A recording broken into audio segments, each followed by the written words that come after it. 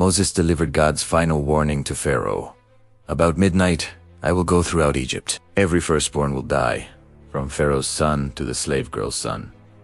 But among the Israelites, not even a dog will bark. Pharaoh's heart was hard. He would not relent. Moses left in anger. The stage was set for the final judgment. God was about to draw a line between those who trusted him and those who did not. God gave Israel specific instructions. On the 10th day, each family was to select a lamb without defect. On the 14th day, they were to slaughter it at twilight. They were to take the blood and put it on the doorposts and lintel of their houses.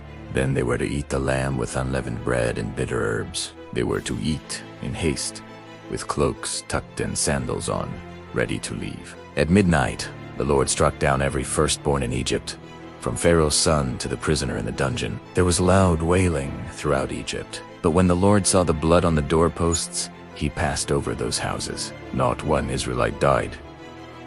Pharaoh summoned Moses and Aaron that night and said, "Go, take your flocks and herds and leave." The Israelites left Egypt after 430 years. Let us summarize. God sent the final plague, the death of every firstborn in Egypt. But he provided a way of escape. A lamb without defect was sacrificed. Its blood on the doorposts protected Israel from judgment. This became the Passover, a lasting ordinance for generations. Israel left Egypt that night. God had delivered his people. These chapters offer 3 life lessons. First, salvation requires a substitute. The lamb died so the firstborn could live. Judgment passed over those covered by blood. This points to Jesus, the Lamb of God, whose blood saves us from eternal judgment.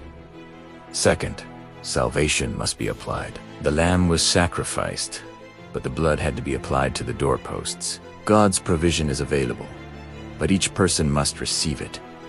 Faith is the hand that applies the blood. Third, salvation leads to freedom. Israel left Egypt that night. They were no longer slaves. When God saves you, he calls you out of bondage. Do not go back. Thank you for joining us. Please like this video. Subscribe so you do not miss the next story. Share this with someone who needs to know the Lamb of God. We will see you next time. God bless.